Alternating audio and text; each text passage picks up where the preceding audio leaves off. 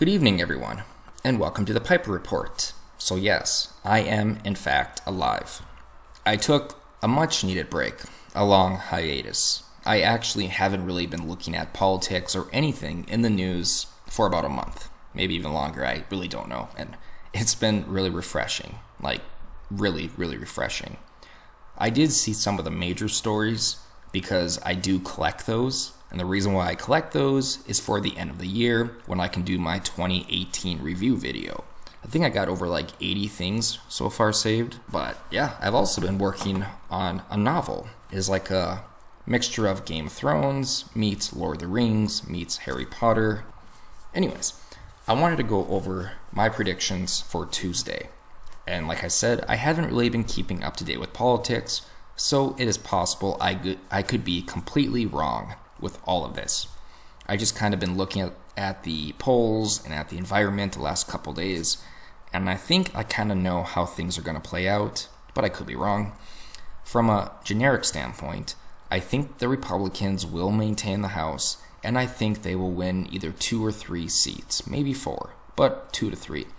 I do, however, think the Republicans will lose the House, but it will not be a blue wave blowout like we are led to believe. I think at the end of the day, or at the end of Tuesday, the Republicans will have around 210-ish, maybe 205, and the Democrats will have 220 to 225-ish. So they will hold a majority, but it won't be like a blowout majority. So I think legislation will still be able to get passed, but I could be completely wrong. It's possible that there is a blue wave and the Republicans get destroyed, or it's possible that the Republicans actually maintain the House. I do think it unlikely, though, and the reason I do is I think these midterms, you are going to see a reaction from the Trump phenomenon. I think a lot of people in 2016 were so sure that Hillary Clinton was going to be their next president, so they didn't go out and vote. I think you will see the opposite of that on Tuesday in the midterms. People are going to go out and vote because they think Donald Trump is the Antichrist, and they think Donald Trump's party, the Republican Party, are basically demons that work for the Antichrist. So it's going to be a reaction to an action. It is wrong because I think half of these people are voting Democrat not because they like their candidate, but because their candidate has a D after their name. So in that regard, I do think that the Republicans will lose the House. The Senate, though, I think they will win by a few of them. Florida here. So Florida is between Rick Scott and I think Bill Nelson. And Rick Scott was the governor. As of right now, he is losing in the polls, but they've been pretty stable. They've been pretty neck and neck. Okay, yeah, my computer freezes a lot now, so I'm supposed to be doing a collaboration with Zoan Politicon on Wednesday after the election, but the way my computer goes, it might not happen. We're going to try, but it may shit out on me.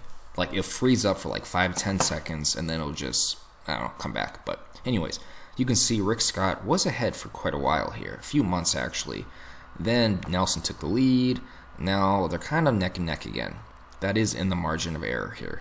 So I think it will be close. I think Rick Scott has a great chance of winning, but whether or not he will win will definitely come down to these last final days.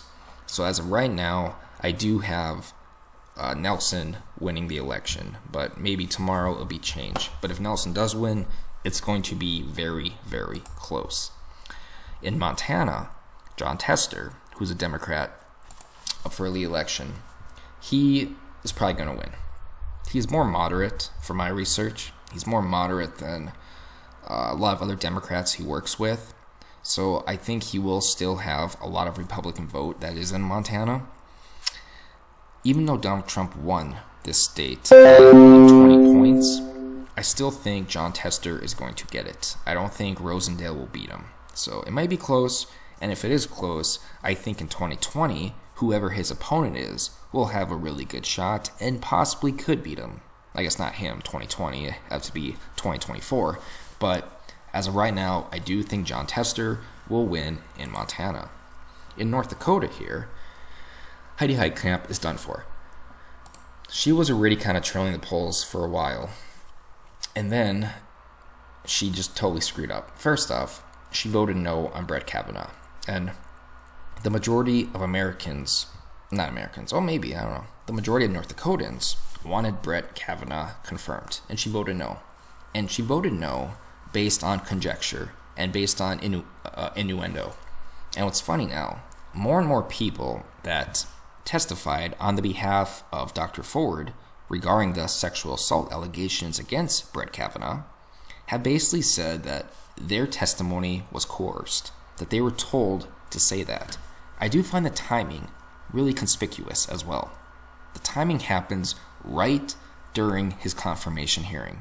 For 22 years, Dr. Ford remained silent until he was up for a nomination to the Supreme Court, and then she steps forward. So yeah, the timing is very suspect.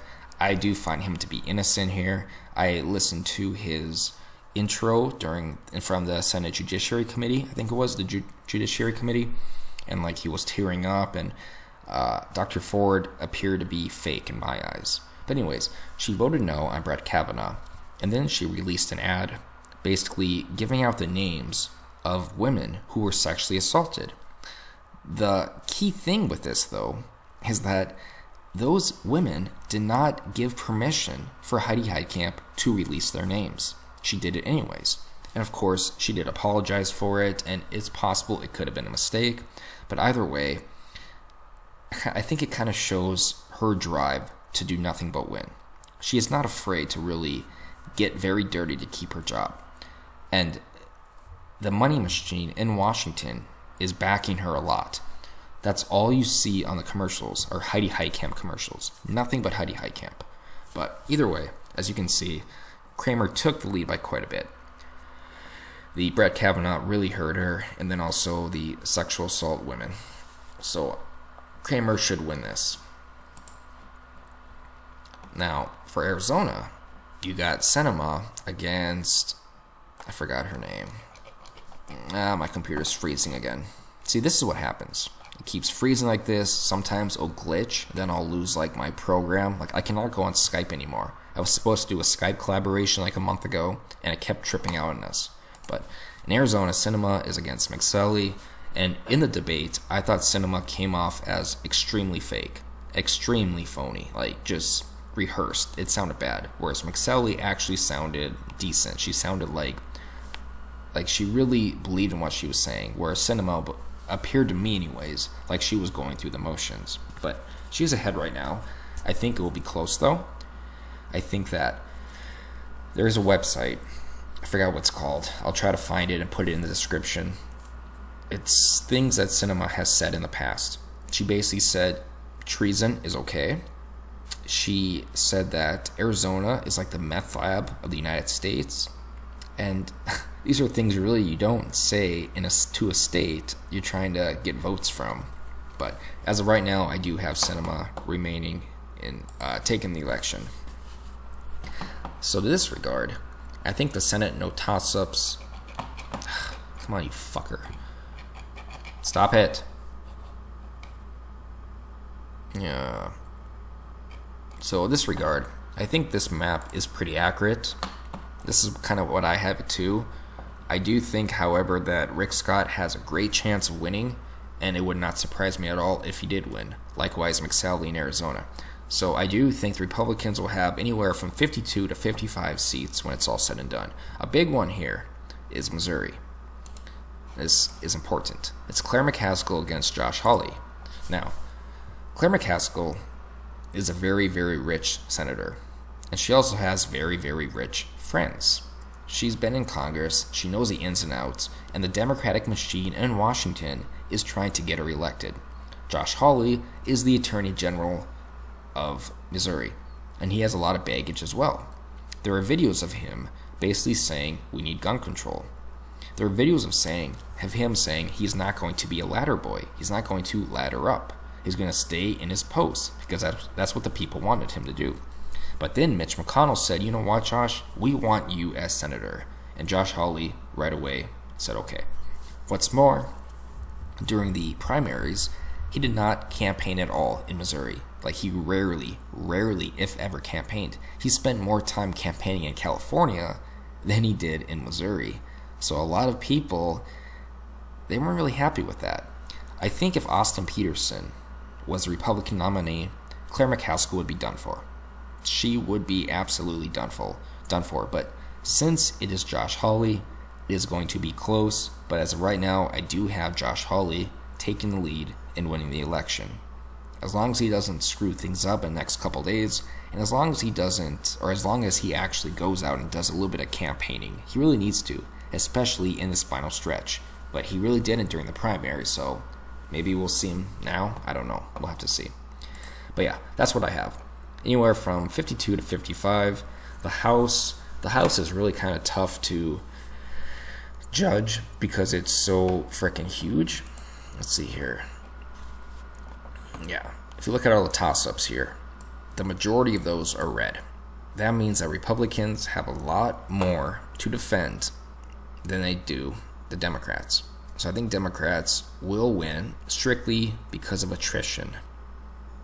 They have less people and less danger than the Republicans.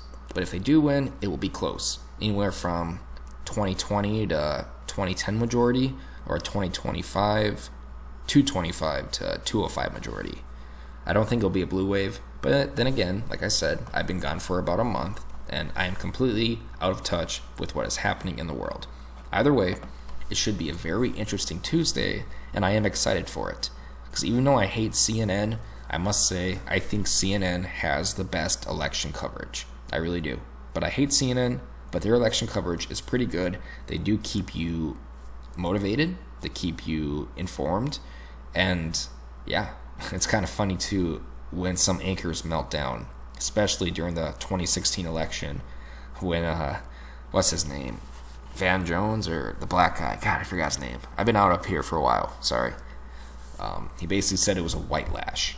It was a white lash against Barack Obama. I remember I cracked up laughing after I heard that. But yeah, and I'm done.